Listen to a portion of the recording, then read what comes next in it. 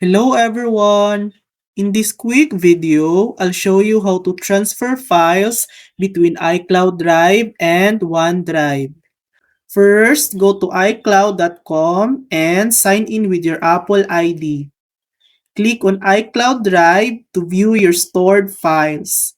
Select the file you want to move, documents, images, or others.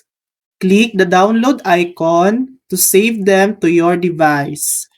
Next, go to OneDrive.com and sign in with your Microsoft account. Click Upload at the top, then choose Files. Select the files you just downloaded from iCloud. Alternatively, drag and drop them directly into the OneDrive window. Wait for the upload to finish. You'll see a progress bar. You can also use third-party file transfer tools for bulk moves, but it's optional. And that's it. That's how to transfer files between iCloud Drive and OneDrive. Thanks for watching.